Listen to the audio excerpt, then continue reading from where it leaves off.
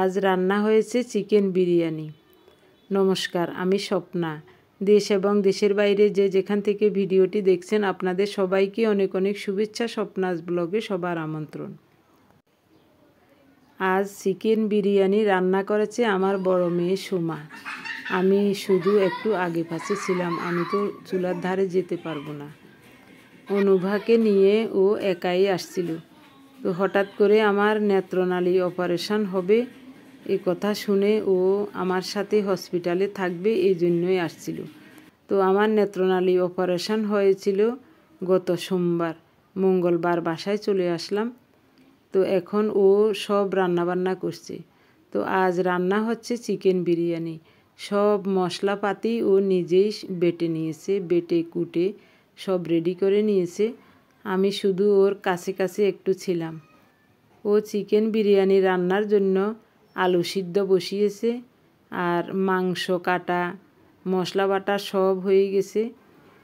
এখানে 2 কেজি 600 গ্রাম ব্রয়লার মুরগির মাংসটাকে কেটে ধুয়ে জল ঝরিয়ে একেবারে ফ্রেশ করে নিয়েছে। আমি স্বাদ মতো লবণ দিলাম।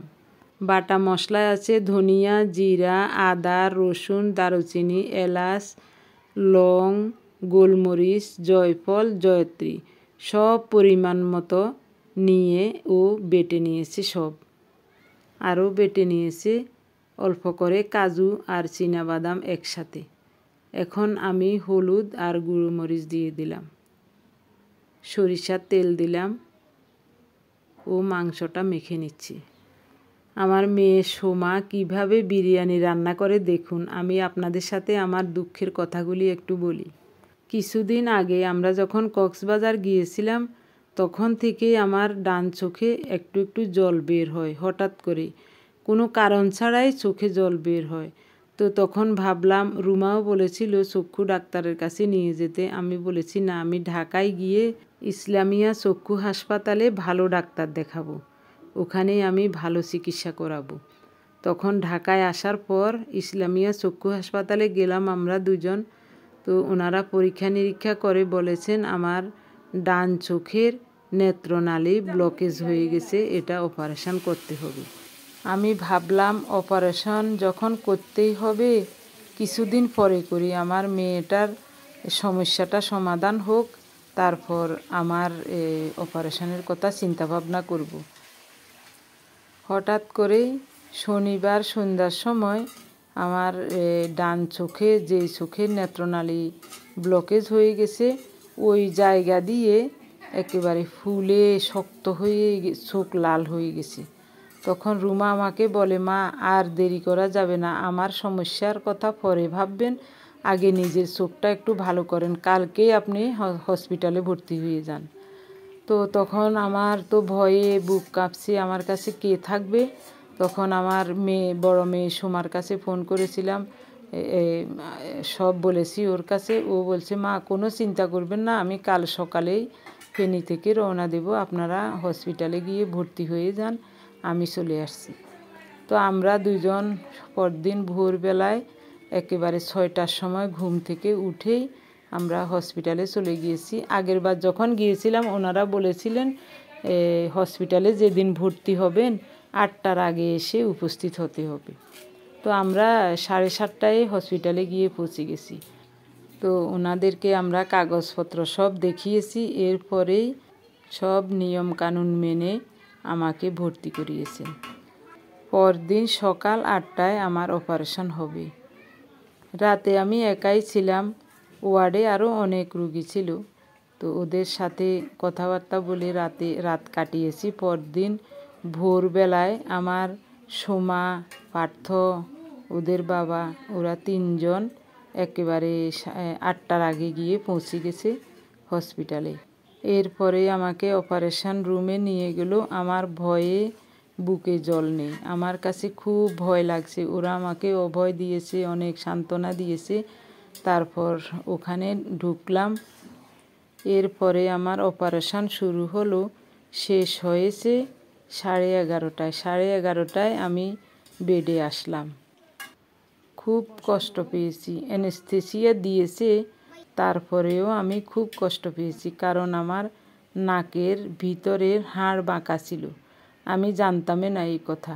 অপারেশন করতে গিয়ে ডাক্তারগণ বলেছেন আমার নাকের নাকি একটা হাড় বাঁকা ছিল, তার জন্য অপারেশন করতে অনেক কষ্ট হয়েছে। ওনাদেরও আমারও কষ্ট হয়েছে। যাই হোক, ভালো মতো অপারেশনটা হয়েছে। তো পরদিন সকাল 10টার সময় আমরা চলে আসলাম বাসায়। ওনারা বলে দিয়েছেন 7 দিন খুব সাবধানে থাকতে হবে, ভারী কোনো কাজকর্ম করা যাবে না, অপারেশনের ওই জায়গায় জল লাগানো যাবে না। ডাক্তার সাহেবের কথাগুলো অক্ষরে অক্ষরে পালন করার চেষ্টা করছি। আপনারাও আমার জন্য আশীর্বাদ করবেন যেন তাড়াতাড়ি সুস্থ হয়ে উঠতে পারি। মাংসটাকে খুব সুন্দর মতো রান্না করে নিয়েছে। বিরিয়ানির চাউলগুলো হাফ সিদ্ধ হয়ে গেছে। তো আমার সোমা বলছে মা আপনি একটু সাজিয়ে দিন। তো আমি বসে বসে বিরিয়ানিটা সাজিয়ে দিচ্ছি। আমার সোমা শুধু মেয়েকে নিয়ে একাই আসছে। অরিন্দম, জামাই বাবাজি ওরা বাসায় আছে। ও থাকবে না, চলে যাবে, আগামীকালই চলে যাবে ফেনী। তো ঘরে বিভিন্ন ধরনের মাছ আছে। আমার ছোট্ট নাতি অর্জন, নাতনি অনুভা এরা বিরিয়ানি খেতে খুব পছন্দ করে। তো আমি বলছি তাহলে বিরিয়ানি রান্না করো, ঝামেলাও কম হবে আর ওরাও আনন্দ করে খাবে। বিরিয়ানি রান্নার জন্য চিনি গুঁড়া সুগন্ধি পোলাওয়ের চাল নিয়েছি। এখানে মাংস হলো 2 কেজি 600 গ্রাম আর চাউল হলো 1.5 কেজি।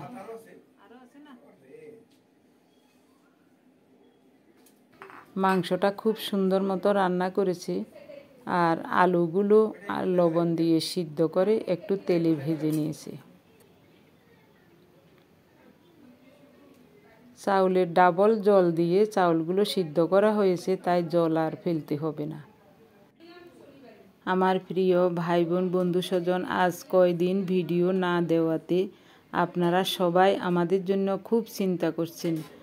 গত পরশুদিন আমার অসুস্থতা এটা লিখে একটা পোস্ট দিয়েছিলাম। আপনারা অনেকেই এটা দেখেছিলেন। আপনারা সবাই আমার সুস্থতা কামনা করে আমার জন্য আশীর্বাদ করেছিলেন। আপনাদের সবাইকে জানাই অজস্র অজস্র ধন্যবাদ, অভিনন্দন এবং কৃতজ্ঞতা। ঠাকুরের আশীর্বাদে এবং আপনাদের সবার আশীর্বাদে এখন একটু ভালোর দিকে আছে। তবে এখনও ওই অপারেশনের জায়গাটা একটু ফুলে আছে, একটু ব্যথাও আছে। ওষুধ চলছে।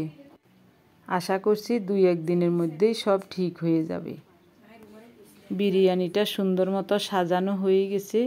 ঘি দিয়ে এখন উপরে একটা ঢাকা দিয়ে চারিদিকে আটা দিয়ে মুখটা একটু আটকে দেব। এরপর পার্থকে বলছি বিরিয়ানির হাঁড়িটা চুলার উপর বসিয়ে দিতে।